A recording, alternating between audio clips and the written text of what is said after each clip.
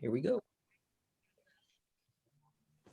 All righty, welcome everyone. Welcome to another episode of the SJG hand review. We got a special treat today. As always, it's myself and Jaydizzler, Jason. And today we've got special guest Jim, who is Buster on the SJG server. So special treat because we're going to all 5 hands that we're going to review today are all Buster hands. And so we're going to kind of get into the mind of Buster, kind of see what he's thinking when he plays his hands. And so we'll review all of his hands and he'll kind of give us some insight into how he plays and what he's thinking as we review kind of each street for each hand. So Jason, any thoughts? Yeah, well, so Buster is one of the players I tend to avoid unless I have near the nuts. And I've studied, I studied from pokercoaching.com and lots of different websites. So I was wondering if Jim, what your kind of background on how your approach to getting, your edge in the game is. I've been playing poker for probably about 20 years now. I've been studying it for quite some time. I have a lot of books, but as you know, everything changes, it evolves. I subscribe to Crush Live Poker with Bart Hansen. I've been a subscriber for 4 years. And I pay a monthly fee, and even the coaching has changed. Like he covers live stuff. Like I don't know if you guys know who Brad Owens is. A lot of live YouTube stuff, and it's not so much the analytical, it's more of intuitive. So like when you watch Doug Polk, you watch it, the GTO, what to play, the different hands, the percentages. Whereas Bart Hansen's a little more old school. He talks about like positioning. It's not so much the numbers and GTO strategy, although he does have some guest speakers like Conlon Ma who talks about GTO strategy. But I learned a lot from Bart Hansen, and I got in 4 years ago. So I paid $20 a month, and he's all over YouTube. So you can actually pick up a lot of his study material on YouTube along with Doug Polk, and there's so much stuff out there right now. I'm a huge fan of Bart Hansen. In fact, coincidentally, I joined Crush Live Poker today. I paid the premium 1-year fee today, and I was telling J1 about it because I was doing Jonathan Little's course last year. But I was telling J1, it's nice to get away from the whole GTO combos aspect and get more into like exploitative live positional poker, the way Bart Hansen talks about. He really emphasizes, hey, you miss a lot of value spots on the river, especially in live poker, where you can be getting thin value, especially if you have a certain amount of image and things like that. And I like how he focuses on instinct and sort of the live aspect of that. And I think I'm lacking a lot of those skills. So yeah, I had a feeling you're a student of the game. So just remember, everybody, every time you lose a $20 pot to Buster or a $20 pot to J2 here, you have paid for their monthly subscription. I'm stuck $100 on SJG, so this year anyway. All righty, let's go ahead and get into the hands here. So again, welcome, Buster. You've seen the videos, you know how we do that. We're going to go ahead and show the hand, and we'll pause at specific areas. Just as a reminder to everyone, I know what the hands are because I picked the hands. Buster knows the hands obviously because he's in them all, but he also knows what all of his hole cards here. So we'll let J2 kind of do most of the review, and then we'll probably go back and kind of review some streets where some interesting betting happened, and to kind of get into the mind of Buster here and see what he thought. So all right, let's go ahead and get going. I love all the different perspectives we have. Yep. Here's our first hand. All right. We got 7 on the table. Dark flop on the button. And looks like we got 3 players going to the flop. Jay, you're actually in this hand. And okay. Buster, so. Yeah, so he's opening from the hijack. He's a lot wider in general, Buster is. I noticed Buster's range is tighter from under the gun, which is pretty solid. If I'm flatting him here, I have probably, I'm capped to a middling range. Dark flop, I'm not really familiar with how he plays. All right. So we go to the flop here. King, queen, 4, 2 diamonds. And Buster, who made it 150 to begin with. Goes ahead and opens to 250 here.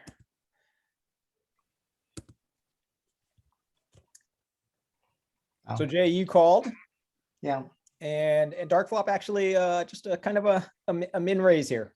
And he clicks it back. Yeah. Okay. So Buster is still pretty wide, a half C bet. Buster's super balanced in the spot. Just last night, he did it with a set, right? But he'll also do it with most of his range, right? Jim, am I getting that right? You're probably, you're pretty balanced in the spot. So you'd probably do this with Jack 10, even something like Ace King, Ace Queen, and sets. So I think you're pretty balanced in the spot.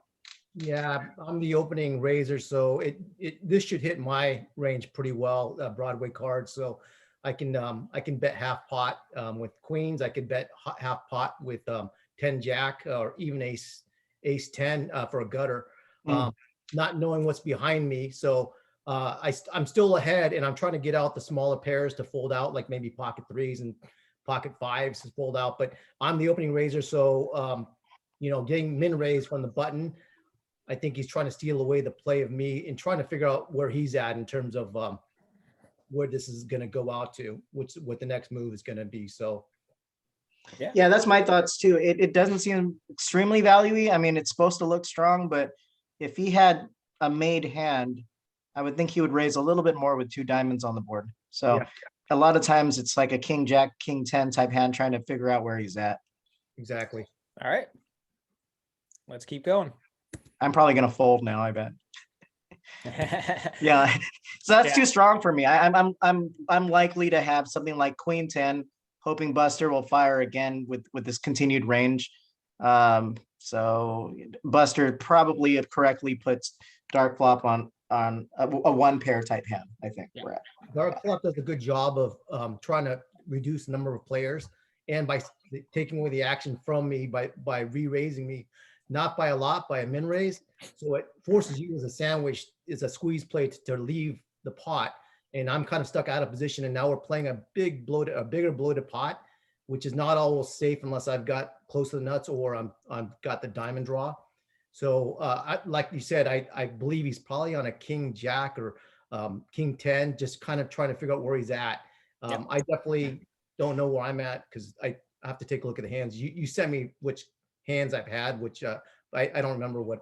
Check your text message, Jim. I sent you the hands in there, so all good.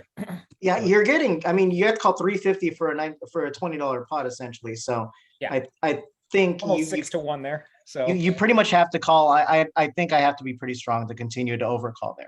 Okay. Yeah. 3 of clubs. So now 3 of clubs hits the board. So now we've got possibly two flush draws here. And Buster checks. And now dark flop effectively puts out a half pot here. So I think what we've said before, I mean, I still think a king here, a king X makes sense for dark flop. But I am curious if he does have king X, do you think he bet a little light here in terms of with 2 flush draws on the board? Do you think he should have bet heavier if he does have king X, especially since you checked here, Jim? Well, okay. I mean, he's still he may not be super strong at this point. If he's got king 10, he's kind of figuring out where he's at. I don't know what he has. I know what I have. If he's got a weaker king, he could have suited king 7, king 8, just playing a hand on the button. Just remember, he didn't 3-bet me on the flop, pre-flop. He just kind of flatted me. So I'm not overly concerned that he's got a monster like pocket queens or pocket kings. Right. I do think, like JD was saying, that he may have king jack, something that's super strong. So, well, if he does have king jack, what I'm saying here is if he has king jack and you've just checked the turn, and if he doesn't want you to continue, do you think he should have bet a little more here? He should, but if he, based on his stack to pot ratio, if he overcommits himself by putting a bigger bet, he's committed no matter what if I jam the river. So he's trying to like not overcommit himself, but he's going to based on his stack size. 1050 is just perfect enough where he can get away from the hand if I jammed over the top. If he decides to put in like 17 bucks, he's already committing himself. Yep. If I decided to jam my stack. Yeah, so my thoughts are Buster has all the possible nuts on this board. He has such a range advantage. Dark flop never has set of queens or set of kings. The only set he could probably have is pocket fours. Yeah. And Buster, I've seen C bet, call, and then waiting to check raise the turn. And that's what I would worry a lot about with dark flop, because then now Buster could put him in a really tough spot if he checks raises him all in. Or, dark flop could just be value owning himself right now with the worst hand. So that's why I would be more cautious and be betting 1050 as well. But I don't want him to give Buster a free card either.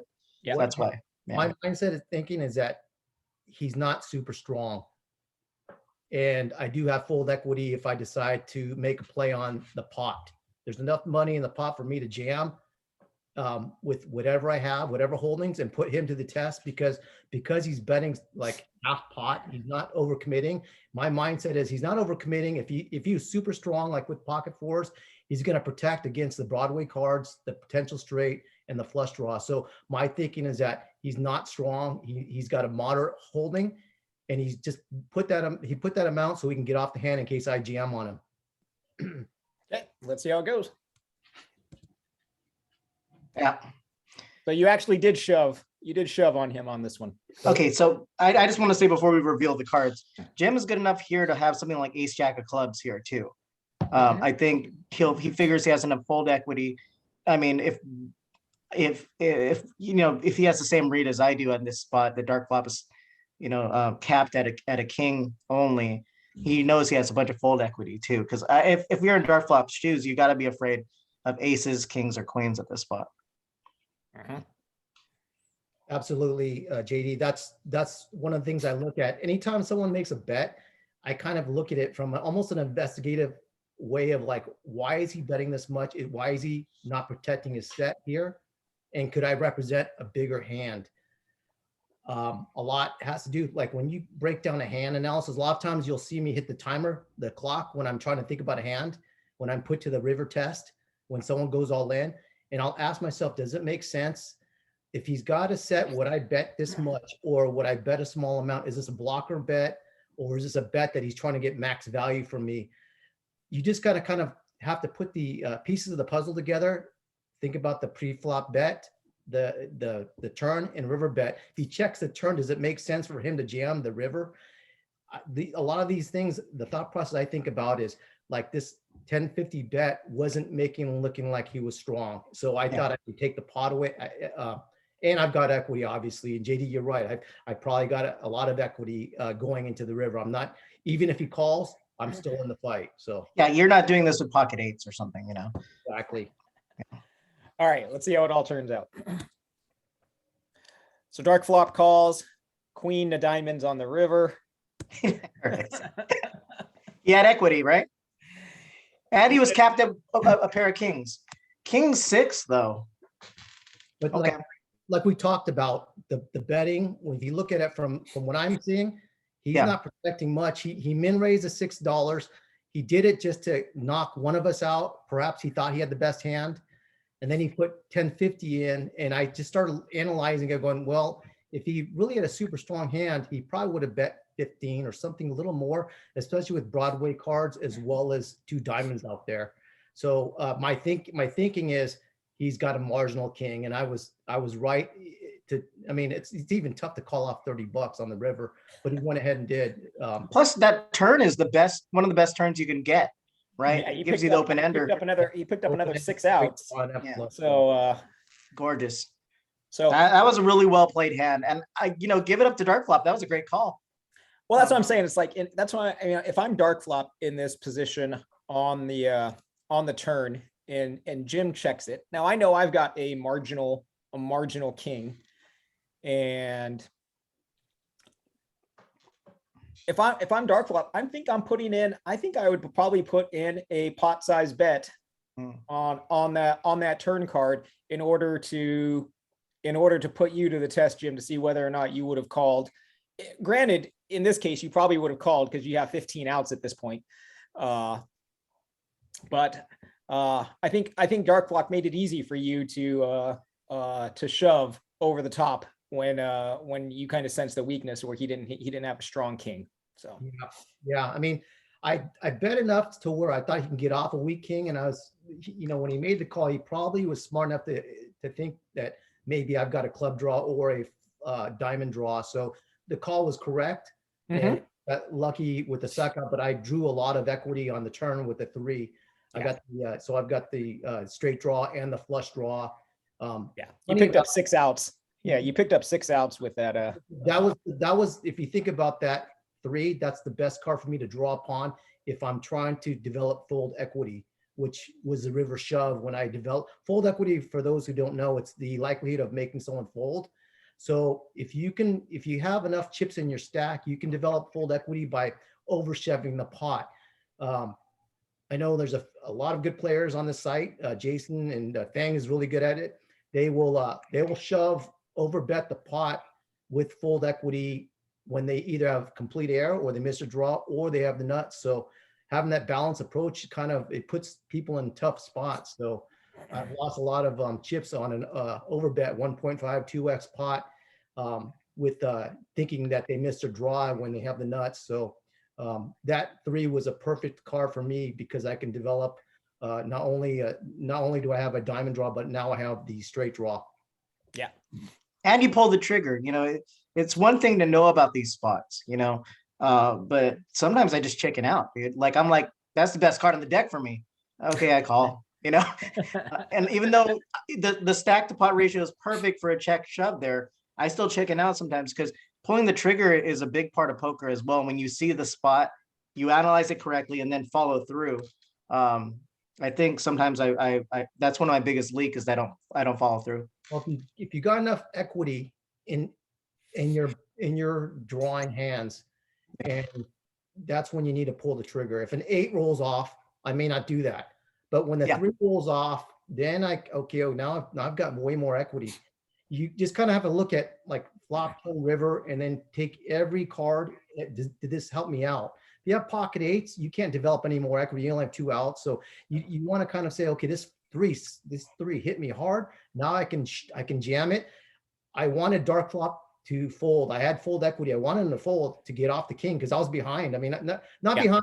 I didn't want to flip the coin with the Dark Flop on this hand because he actually made a correct call. Thinking that I was going to draw, and he was ahead until I rivered him. So a lot of it has to do with telling the story and getting an idea of like what he's doing. Initially, I put him on a weak king. I mean, initially I put him on a king 10 or a weak king, and I started thinking like, well, maybe I can get him off a king because I opened the pot. And now I'm calling a raise and calling his turn. Now I'm jamming the river. So I'm trying to like represent a big hand, and he was smart enough to think that I'm on a draw, and he was right. Yeah, I think even king strong a hand as strong as king jack or even ace king has to be worried once you get they get check raised on that turn. I'm never folding king queen. I'm never folding aces, but every other hand is in trouble, I think. Most of the time. And technically, Jim, you only had picked up 5 outs because Dark Flop's got one of those outs. You're 6, so still can't ask for a better card though. Yeah, still couldn't have asked for a better card, but yeah. All right, next hand. Great hand.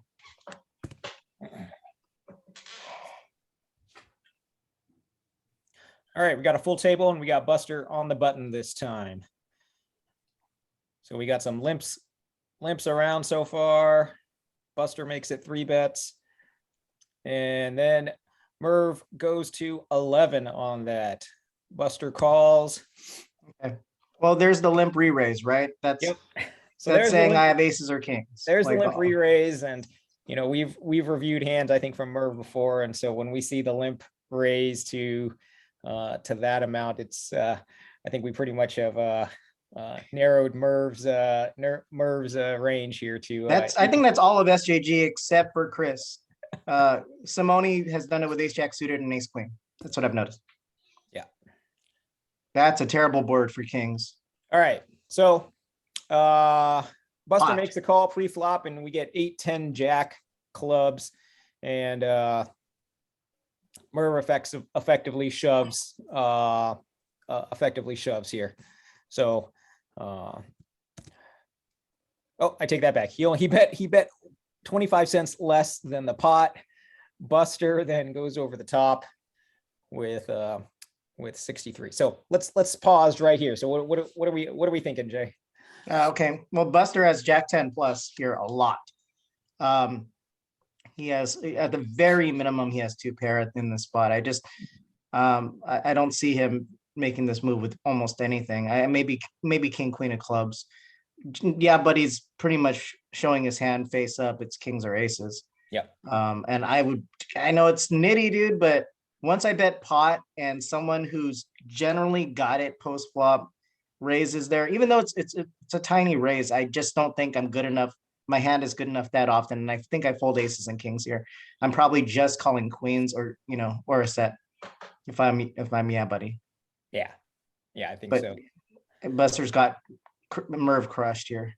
Do you think well, I mean, do you think Jim makes this move with ace king, ace queen of clubs? Maybe. I think big combo draws maybe, but I think Buster probably raises a little bit more than that because he's showing, hey, I don't really want you to fold. That size of the raise. Just like I actually want you to call is what I'm thinking. I think ace king or ace queen of clubs or king queen of clubs, I think he would just jam on him right now. Yeah. It would be interesting if Buster here has ace 9 of clubs, because I think he calls that. I think he calls that from the button.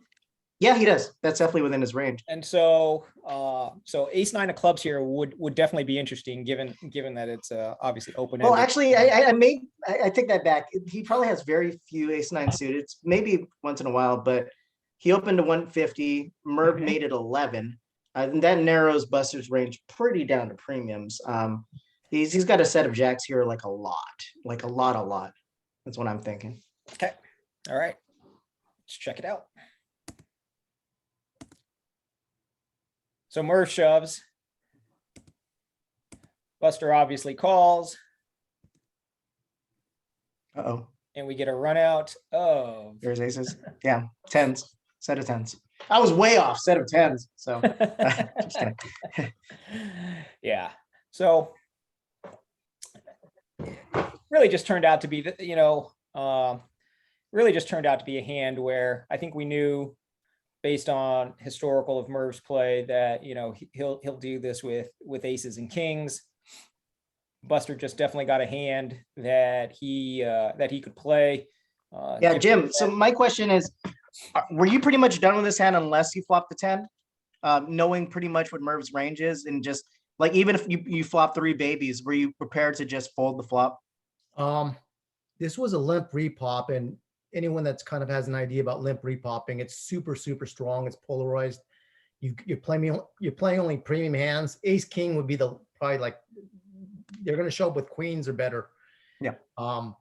If I flop a 9 there, like pocket, if I'm playing pocket 9s, because we are deep, the thing you have to think about when you're calling off, when you're trying to set mine, is you have to look at how big his stack is. If he's only got $30, you don't want to call $10 to try to flop a set when he's playing. This hand is going face up. I already put him on kings or better. Queens are better. So like, to answer your question, I think he was pretty deep. I think he had like $80 in front of him, I think. So that's what I think about when I'm calling off. Let's just say I have pocket 3s in front of me. If I have pocket 3s and he makes it $11, I'm never going to call off $50. If I have a $50 stack or he's got a $50 stack, he's got to have a few $100s for implied odds. So that being said, would I have checked the flop if I whiffed on it? I've already made the decision that I've called off $11, and he knows that I called off $11. I made it $1.50. He limp repop me for 11.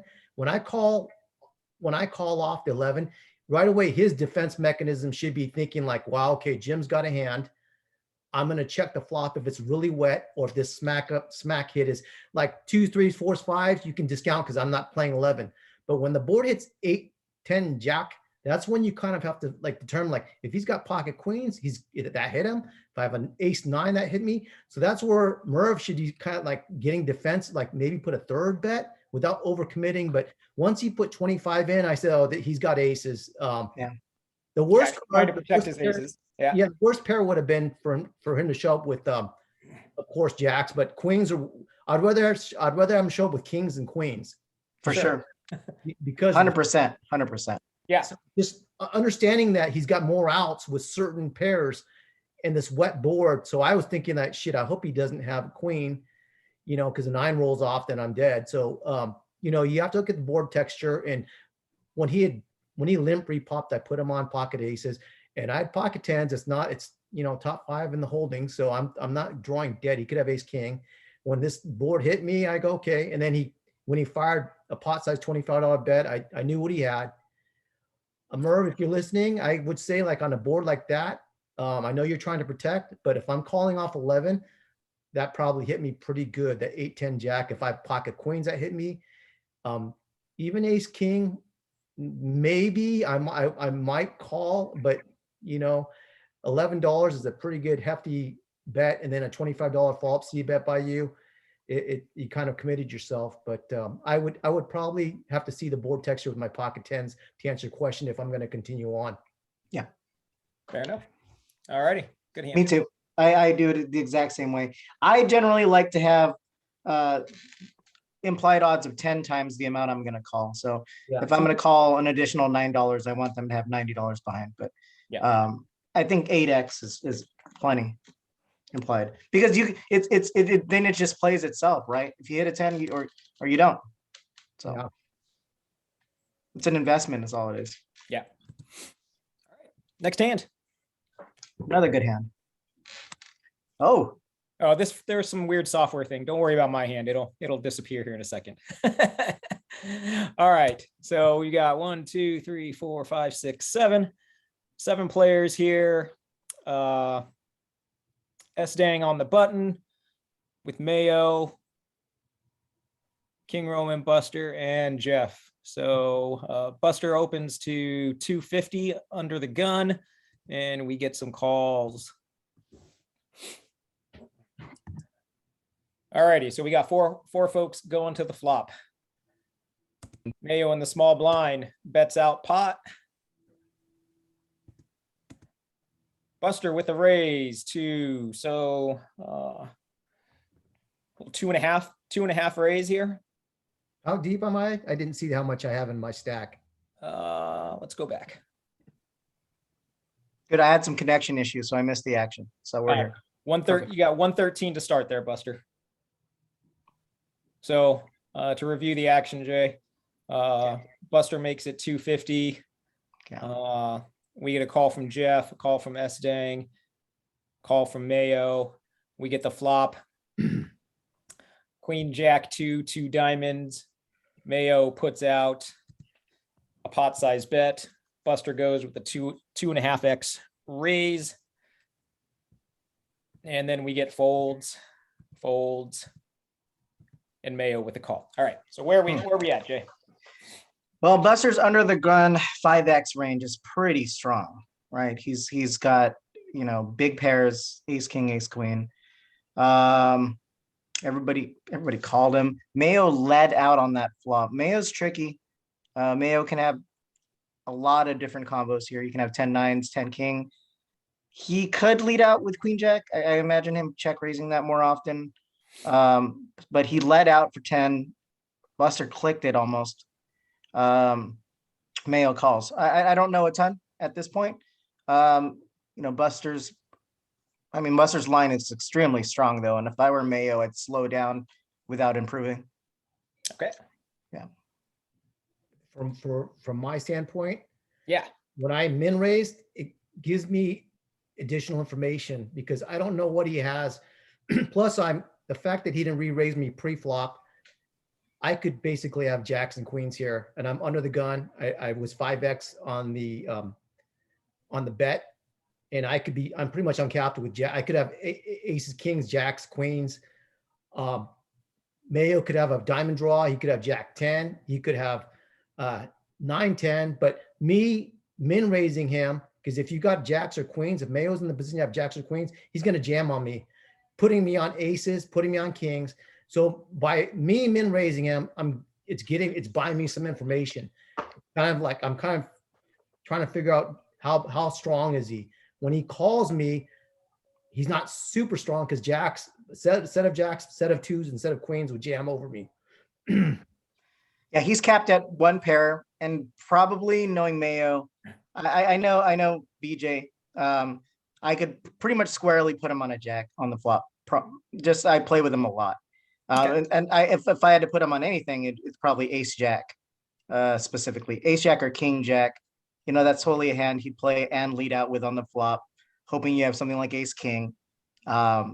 That's just me and BJ talk poker a lot. So I'm thinking ace jack versus kings here is what I'm thinking so far. Okay. So jack hits the turn. So now we've got both diamonds and hearts on the board. Another lead out. Mayo leads out with 1/3 pot here. Okay. Well, everybody on SJG fears the flush. So so I put Mayo. Mayo's doesn't want you to get a free card. That's my thing. And so it's just a matter of whether he has a queen or a jack. Buster beats half the combos there. I wonder what Buster's best move here with kings is.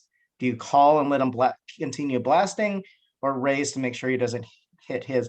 I don't think Mayo has a draw anymore though. But I just know Mayo's play. Let's see. Okay. All right. So Buster shoves, and so what other information does that give you, Jay? That just tells me Buster doesn't have a boat anymore. I think Buster with pocket queens or pocket jacks, he just calls and lets Mayo blast off some more. It's kings or aces for Buster, and Mayo I think has ace jack, unfortunately. All right. Or king jack. So Mayo just makes the call.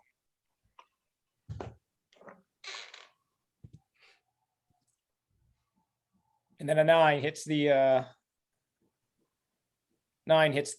river. So Buster's all in at this point. So here's the jack and aces. Yeah. I didn't think jack 9, but I thought jack king. Yeah, very interesting. Very interesting, because if we go back to pre-flop, you know, Buster made it 250. Everyone else, except for King Roman and I, called. So at that point, Mayo's getting 5-1 on his call with Jack 9. So I mean, you got to make that call. And then he definitely hits the jack. He continues and definitely scored with the turn, hitting the jack as well. I want to ask Mayo what his thought process is on the lead out on the flop. With it's such a strong lead out, and Buster has all the nut hands. Like something as weak as Jack 9 leading on that flop. I want to know what his thinking is, because that's not standard. It's not, but it's almost like if we know Mayo, who definitely has more of an aggressive side to him for his play. It's almost his half pot bet is effectively a blocker bet there. Yeah, because he's getting 10s and less to fold out. But I do like his 1/3 bet when he hit the jack. It committed me, because I was thinking like, okay, he still could have 9-10. He could try to represent the jack, but I had $80. He put out a $20 bet. And if I just called that, the pot's already over $100. I'm committed. I'm committed. I'm not folding. So I just said, you know what? I'm just going to just blast off and just move all in case he's got a diamond draw. But unfortunately, he did have a jack. I ruled out a jack because most people, it's not a standard play to lead in, even with ace jack on a flop of 2 jack queen into a razor. So JD, you're right. You kind of think the way I think, like, could he have ace queen? I have a blocker, 2 and ace. Could he have king queen? I mean, that's a potential, but I didn't put him on the jack because he let out, and it was a great play, because me thinking about it, it caught, and then he put 1/3 of a bet in on the turn when he hit his jack, and he knew what I had. I can tell you Mayo's so intuitive that he knew that aces are kings, and he just needed to figure out a way to get more money out of me. So he put a third bet in, and knowing that I'd either have to commit myself by shoving all in. I'm not going to fold a big pair there. And I know he knows what I had. He knew that I had kings or aces there. And that's Dude, don't compliment Mayo. He doesn't need compliments. Just kidding. No, I do want to add one more compliment, and I think the best played street is that turn. I wouldn't have thought to bet out 1/3 on that turn. Like you're thinking he doesn't have a jack. There's no way he let out half pot, and then he called 25 when I min raised him.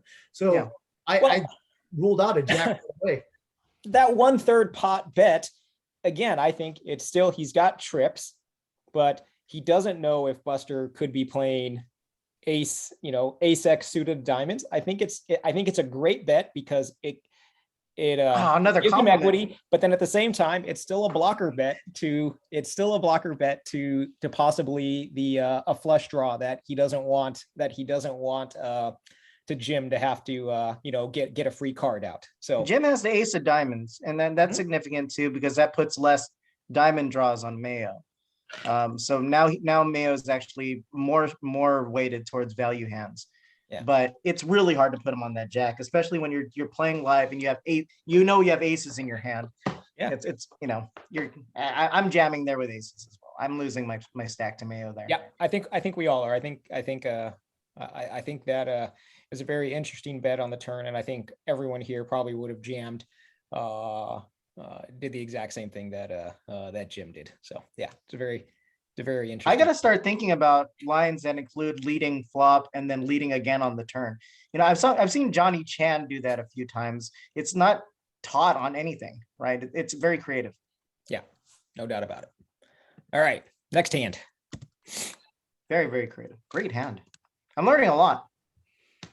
All right, full table here.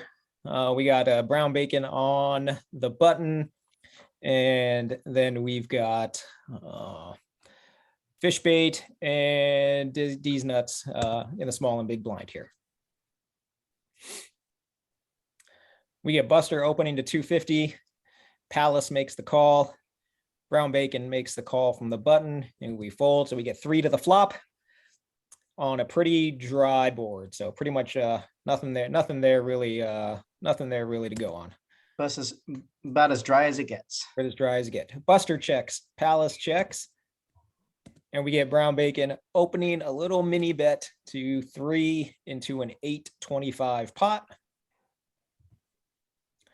We get Buster coming over the top here with effectively 2.5x over the raise, over the bet. Extremely strong, really weighted towards sets of queens and sixes. But let's see. Again, when I you want to pause it for a sec? Yeah, it's pause. When I break down a hand, he's actually punching in numbers that come up with this $3 when it's 825 in the pot. So if he's not just clicking 50% or 75%, he's thinking about a number. When he's thinking about a number, I try to put the pieces of the puzzle together. Like, is this a blocker bet, or is this a smallish bet that he's got like a big ace and he's just trying to like protect? But either way, this will come into play when the turn and river comes out, because all of a sudden it's like a limp repop. If all of a sudden he shows super strength on the turn and river, I think about like someone limping in with he's making a less than half pot. So this isn't just a clicking of the buttons. He's actually inputting numbers to come up with something less than 50%. So is he trying to keep me in, or is he trying to get me to fold? Does he have like pocket 8s and he's just trying to get me off a hand? Because he still could have pocket 9s and he doesn't want. He wants to protect his 9s, but he's also losing anything bigger. So he kind of may want to figure out where he's at. So that is good. I mean, they don't teach that on sites. If someone didn't, because that's not 50%, that's not, that guy didn't click a button there. He clicked somewhere, typed in 3 and enter, right? Exactly. That was very deliberate. So when I do that, when I'm clicking in numbers and you see me do that, I shouldn't be telling you all my tricks, but when you see me clicking in numbers, there's some thought that goes into it. I'm not just clicking buttons just 50% C bet. When I'm clicking in numbers, there's a reason why I'm doing that. I'm trying to keep you in the hand. I'm trying to feed you the line, or I'm trying to block you from coming in. But for this, me min raising the 775, I'm trying to figure out where brown bacon is at. So I'll let the hand play out. I don't remember this hand. it's so dry, and for you to do that out of position is so strong to me. Yeah. And you raise pre-flop, He's- so Just keep in mind, and I don't remember this hand. I know what I have based on what Jason sent me a text, but I'm thinking like I've got to be careful for threes, sixes, and queens because he made it. He input his own number, and it took some time to think about it, and he made it less than half pot. So from an investigative portion, you have to think like, what's he doing? Why is he doing this? So this 775 will kind of define what's going to happen. All righty. Let's yeah, go. let's see if he repops you or just calls. Exactly. So he just makes the call. Again, capped at 1 pairs, but he could be waiting for the turn to pounce. So let's see. So now we have a king on the turn. So it's way better for Buster's range. 1/3. So we get Buster making 1/3. And Brown Bacon making the call. I'm confused. This is one of the hands where I'm more confused. I expected the Buster to bet a little more on the turn. So I'm lost a little bit. Talk about though, there's a reasoning for everyone's bet sizing. Yeah. So think about what I just said. Yeah. Okay. And then so what would you think I have based on my bet sizing? Am I trying to lead him to come in, or am I trying to get him off a hand? Well, you're clearly not trying to get him to fold. So Exactly. I could remove hands like 4 or 5 suited. Exactly. I could remove stuff like ace jack of diamonds or something like that. I think sometimes you can do this with when something with like ace jack of diamonds, hoping to pick up some equity on the turn. But I think you would have bombed the turn now. So yeah, I still think you're pretty polarized though, Jim. I think you could be trying to get value with ace queen, or you have a set. I think you don't have any 2-pair combos unless king queen made you. But yeah, it's interesting. This is an interesting one. This is if I'm Brown Bacon, I think king queen makes the most sense here. For Brown to have, or Buster? For Buster to have, because it's like Buster initially checked. Brown Bacon makes it 3, and then Buster comes over the top. Let's see, with king queen, and now Buster. So now king hits the turn, and now king queen. Now he's hit 2 pair, and I see that 775 bet. Now I think oh, that's totally, hey, what does Buster have that's going to get Brown Bacon to call? And so see, the thing I think about king queen though is why wouldn't Buster just see bet that? I mean, he gets so much value from hands like queen jack, queen 10 on the flop, and it's just a perfectly natural thing to see bet. Sure. Instead, he decides to check. Normally I would say that, but at the same time, it's like we don't know exactly where this hand is in the over the course of the night. So is Buster deciding not to c-bet because he's balancing out his c-bet ranges? And so I've seen Jim do it with aces before, where he's just keeping the pot smaller. Yeah. And so, but just with the history I have of playing Buster for so long, I see that 1/3 pot bet now, and now it's a lot more dangerous to me than it was pre-flop, or the flop. How do you have any more money, Jay, if you've been playing with Buster for so long? I'm just kidding. Exactly. Keep in mind that when I check raised him to Brown Bacon, I checked on the flop. Brown Bacon made it, and I min raised him. Yeah. 775. So these are things that you have to be thinking about. If I'm Brown Bacon, like, okay, he is super strong and polarized. Super strong. Because I'm like min raising, and then I'm keeping him in with the smallest bet, which I'm telling you guys this for the site, but I'm going to balance it out and be bluffy with my 1/3 bets as well, future. So, but these are the ways this is what I'm thinking. No, I think you're heavily weighted towards. I mean, if I'm watching this hand for the first time, I think Buster. I just got to believe Buster has 2 pair here already. But I firmly put him on queens or sixes here. Pocket queens or pocket sixes. It's just so strong. In fact, I would bet I'd bet a lot of money it's pocket queens. But let's see. All right. So Brown Bacon calls. Now we get a 9. Essentially a blank. Nobody ever has Jack 10 here. Blank, because the way that the betting goes, we pretty much can rule out anyone having 10 Jack here. And so absolutely. Yeah. So see if Buster decides to. Yeah, that's a good value bet. Now he just wants to squeeze out as much value as possible. So 2/3 bet here into the pot. And I mean, this would have to be really stubborn for brown bacon to call, or he got coolered with king queen, yeah, he makes the or call. or set over set potentially. But queens, kings. Oh, okay. I thought I didn't. That's super tricky, Bus. Okay, so the check min raise. That seems still more informational, but it is the reason why you didn't continuation bet, because you don't. It's such a dry board that you're afraid everybody missed that flop. I mean, I knew I was ahead on the flop, so I didn't. I was going to check raise him. Okay. Because I figured a queen's going to hit someone. There was like Okay. 4 players pre-flop, so I was looking to check raise. And I didn't want to. I didn't. Like you said, the board was so dry and it wasn't like wet at all. Wet, so I wasn't scared of anything. So I that's why I min raised. It wasn't like I min raised him a lot. I figured the only thing that can hurt me is an ace. And also I have to kind of, my guard is up against pocket sixes, pocket threes, and pocket queens. If all of a sudden he re-raises me when I min raise him, I can get off the hand if I have to. So that check raise is the perfect size, I think. Then Is this a min raise? It was a min raise. He bet. I came over the top of him, and it served 2 purposes. It allowed me to figure out if he had an ace or a queen when he called me. 2, it allowed me to figure out if he had a set or not. Because when he called, I kind of already put him on a good queen. okay.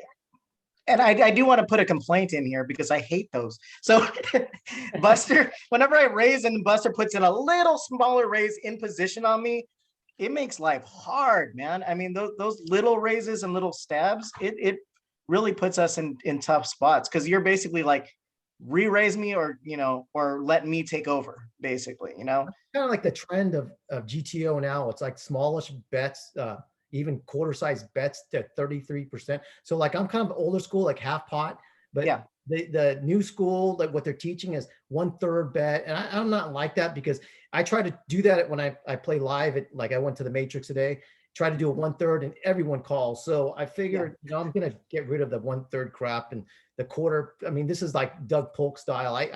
Now I'm betting, like if I catch a part of it, I'm betting 50%. On this side it might be different, but I'm not a big believer in 1/3 because people don't fold. And of course you can have the nuts and sets with 1/3 pot, but I seem like I'm a losing player betting 1/3 when everyone's calling. I think in live games and casual groups like us, I think the half pot, the old school play is way better. I think if you're playing online where people are really sophisticated and you have a lot of fold equity, because there's a lot of people really tight post flop, or you'll actually get value from people floating too much. And then you could bomb the turn.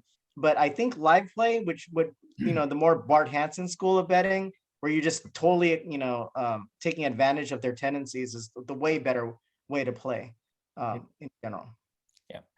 So I think the only thing we probably all agree on here is we all hate brown bacon's call of 26 on the river. Yeah. You just don't beat anything anymore. I don't know. Just, it doesn't make sense for Buster to have anything weaker. I mean, what do you beat now? Queen Jack, right? I mean, I'm not calling 20. Well, I've also Buster's tricky though. A little history with brown bacon. We played live poker, and we've kind of like, he kind of knows me as a little bluffy, so he might think that I had some shit. I mean, if you ask him, because I've bluffed him several times in the past, and I do look you up lighter than other people, but you have to be balanced. You have to be balanced to where you can show up with the nuts and with the bluffs. So you have to show the bluffs. Otherwise you're not going to get paid off. You have to. But how rare is that line you just took, right? The non-C bet min check raise. It's such a rare line that I would take notice. Yeah, I mean, and then he texts me, like he'll usually text me. I'm not about this hand, but he'll text me or snap a photo that's going, I'm laying this down, and he'll snap a photo of like his good hands. He'll send it to me, and I'll look, and I don't even want to tell him what I told him, what I made him lay down. Me and Jay are different friends. When Jay bluffs me, he sends me the picture of what he actually has. Jay loves to bluff, man. He loves it more than winning. Sometimes I think. Oh, I know he does. He loves it. He loves it. I just texted him the other day going, why do you keep trying to bluff me? Just loves to bluff. I gotta admit, it's really fun. I mean, it's one of the most fun aspects of poker. Yep. All righty. Good hand. All right. Last hand. I gotta show bluffs. All right. Full table here. We got Shark on the button. We got some limpers. Buster goes to 150 with G-Man calling. No leaks calls and Simone calls. So we got four. We got four to the flop with Len, Chris, Jim, and G-Man. And 10-3-2. So pretty dry board. Did Len's the one who opened to 150? Buster did. Buster did. Okay. Yeah. So limp. Buster made 150. Call. Okay. Correct. So the natural flow would be to check the Jim. Yep. Okay. And this Check time behind. Jim checks. Yeah, and we know he can do that with kings now. So run. We don't know what he has now. Pocket tens. He's too balanced. We know this now. But let's see. Nobody does that with kings. Nobody, Jim. Not a single person on our site does that with kings. Okay. All right, so we get G-Man opening to 3 in position. We get Grandpa two man. folds. Check call. We get Okay. 2 folds, and Buster makes the call. Okay. All right, so let's pause right here and let's take just a quick stab on what we think the ranges are for Buster and G-Man. So Buster could still be a lot of different hands here. They were multi-way to the flop. Buster could have any pair between 4s and 9s. I don't think you can just check fold that, right? And G-Man, $3 bet's not that strong. G-Man could have any draw, a 3 or a deuce. Yeah, I can't really narrow things down just yet. Yeah, I don't think so either. I mean, I think whatever Buster's opening range was on this hand, that flop didn't do anything to deter him from continuing, regardless of what, unless G-Man had shoved. There's pretty much I think we could discount 10s from Buster though. I think we can discount 10s, and I think pocket 10s. I think we can also throw away. I think we can also throw away 10s for a G-Man because he probably would have checked. Yeah, he would have checked pocket 10s here. Because Buster would play it this way post flop, but I would imagine he'd make a 250. Yeah. And I hope you don't start changing your sizing anymore, Jim, after this. But I just don't see you making it 150 with 10s here. But pre-flop, okay. So now we get a 2.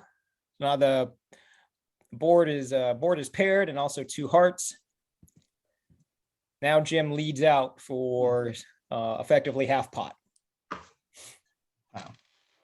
Okay. Well, he's representing. He has something like ace deuce of clubs, ace deuce of spades type hands. Yeah. So it also probably means that if Buster had a high pocket pair, he's now looking to build equity into the pot on that 10-3-2-2 board. So I would also think that, it's also a good, if he does have over pairs here, it's also a good bet to see, does G-Man have a 2? Right. But again, due to bet sizing, I don't think he has anything above. I don't think he has 10s plus ever. Correct. Well, with G-Man just calling, it's pretty safe that he doesn't have a 2 probably in Jim's mind here at this point, right? You have absolutely right, Jason. I'd be afraid of ace deuce right now if I were G-Man though. Okay. So now, so 9 on the river. So if we look at stack sizes here, G-Man has just over a pot size bet. Buster with 40, or basically 39 behind. This time Buster checks the river. Interesting. And we get a $25, and we get a effectively $25 bet here from G-Man. So G-Man, he tends to bet along with his strength in general. I don't see how the 9 improves him unless he has pocket 9s somehow. Really tough to I mean, he could be value owning himself with 10-9 here sometimes. My thinking is this. Oh, wait, let me see. Let's see the run now. The bus just calls. So you just made the call. That's sevens, fives. Interesting. Okay. Okay, going back to the turn, the deuce where I bet 625, Jason was right. The first $3 bet, he was in position, I checked, so he's trying to steal the pot with the 10 high board, 10-3-2. When the two rolls off, he could still potentially have a 10, but I'm going to figure out if he has a 10 or you know, if when the deuce rolls off, I'm thinking like, let's find out where he's at. So I put in 625. He didn't raise me, so that discounted the twos. If he had a 10, he's going to call. He did call the 10. He did call that turn street bet for 625. So there was a potential that he had a 10. Now the river comes off a 9, and I'm thinking like if he's got like Jack 10, any type of 10, he's got great showdown value. So all he can do is try, if he whiffed with an ace king or like queen jack, the only thing he can do to steal this pot is by putting a huge bet to scare me off the hand. Pocket five still has showdown value, and I'm not sure why he went that route of betting $25 because he's still ahead of ace king. You have to ask yourself, why should I bet 25? What am I trying to scare him off of? The only thing I can think of is he put me on a 10 or a 9, and he's trying to get me off a weak kicker 10 and a 9. And that's why he makes that bet. But still against pocket fives, I still think, you know, the way it was played out and how I checked the turn, and I think that I could have potentially ace queen, ace king, and pocket fives is good just to check to get to showdown. What I think is interesting here with the $25 pot going to the river, if G-Man had only put $10 out, I think you fold that. Yeah, if you made it look more value bet-ish, that's just a great call, man. Nice call, Jim. Polarizing is like when you look at a polarized bet, you're looking at someone that's bluffing or someone that's got the nuts. When someone is polarizing their bet to pot size $25 in the middle and he's betting 25, he's polarizing himself to pocket nines, 10-9, ace deuce, something super premium, which he failed to tell that story up to the river, and all of a sudden he pots it on the river. So when something to me doesn't make sense, I really think about like, wait a sec, all of a sudden he got super strong. Yeah. The only one that would do that is at pocket nines, and you know, pocket nines, there's a 9 showing, that less combinations out there. And that's the reason why I made the call. Is the only reason why I would pot it that much is all of a sudden I got, you know, the full boat filled with a 9 on the river, and I would overbet the pot just to kind of steal it and try to like represent like I missed everything and to get a thinking player to call. That's when I would do it. But for this potential call, I was thinking like he's really, really polarizing himself to just a few hands, the nutty hands, which he never told me the story that he had. Yeah, I think ace deuce would have made itself known on the turn. On the turn, he would have done that. So the only hand that really improved was 10-9 or pocket nines, and there's so few combos. Now, you know what'd be sick is if he turned his fives into a bluff, right? It'd be sick if he turned his eights into a bluff and he just happened to pip you. That'd be so gross. Yeah. If you had pocket eights, that would have. But pocket eight still, I probably would have called it because in pocket eights, you got great showdown value. I check behind with pocket eights all day. Yeah, you have to really look like there's not a lot of money in the pot. There was like $25. We each put in 12, $13, and then he pots it on the river. So before you pot things, before you stick a lot of money in the middle, ask yourself, how much have I invested so far? Is it worth potting? I always ask myself, that it took me a long time to realize, and I still make that mistake. If I've only put in $12, why am I not potting? Why am I not pot $30 to $40 on the river to try to steal $12? Unless I know that it will work. But a lot has to do with, again, the pot size. He put a $25 bet in. I would probably likely fold up to a $10 bet versus a potting. I think 14 is the perfect bet. Yeah, that would probably get me up the hand. I think you would have folded to like a 10, 12 $12 bet. I would have made a reluctant call. If it's small, I think he bets $8, like Yeah, I would have made a reluctant call. crying call there. yeah. Yeah. Fine call, but with a $25 into a $25 pot based on the play before that, the flop turn river, I kind of made the decision that he's bluffing. I didn't put him on fives because that's got showdown value. I thought he had ace king or queen jack. It's so rare for that to be fives. Now, if the ace of hearts rolls off, like one of the worst cards in the deck, like that's a hand that completely makes sense where he might try to value it. Yeah, that changes everything. 4-5, yeah, oh yeah. Nine's a pretty hard card to represent for G-Man, like really hard. Yeah, I think all of us here, if we were in G-Man's spot, we probably would have just checked the river, because yes, fives does have showdown value there, and it's just unfortunate that Jim. The thing is, what's Jim leading the turn with? If I'm in G-Man's spot, and Buster decides to lead out half on the turn, I'm afraid with I would have folded the turn with fives anyway. Correct. Yes, I probably would have folded the fives with. I'm only continuing with something that can improve or I think is good, and I just don't think fives are good enough. And there's only two cards out there that would have improved him, and so at that point, I'm continuing with Jack Queen of Hearts, for example, against Buster. If with that half size bet, he's got to choose a range he's going to continue with when Buster does that, and I think fives means you're calling with any pair. And that's too wide, I think. Yeah. Cool. All right. Good stuff. Let's do Buster again next week. Jim? I'm telling you tricks. I don't want to tell you too many of them, but I'm going to start losing every time I log on. So, but it's really fun playing with you guys, and it is fun, and we're playing smaller stakes, so I think we're able just to kind of get each other better. I don't want to see guys like log in and never see them again when they lose. We want everyone to win and have a good time.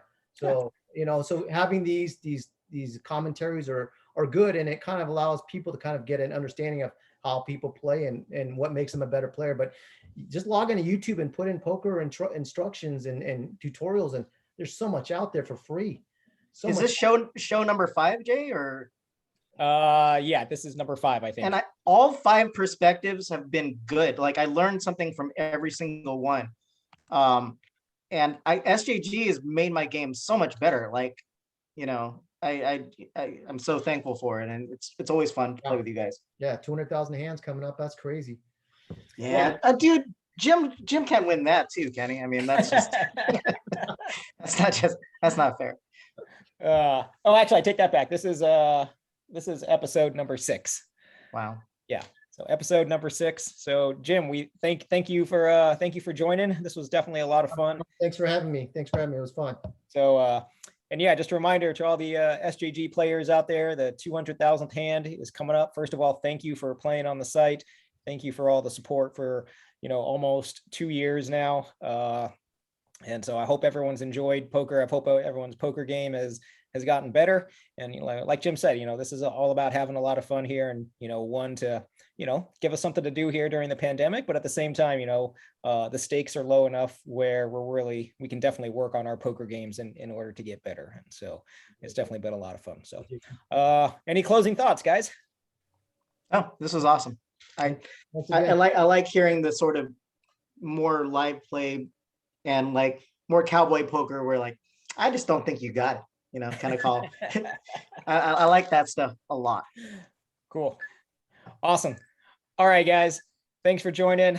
We'll get this up on YouTube as soon as possible, but look for it in just a little while. Take care. Thanks, Jay. Bye-bye.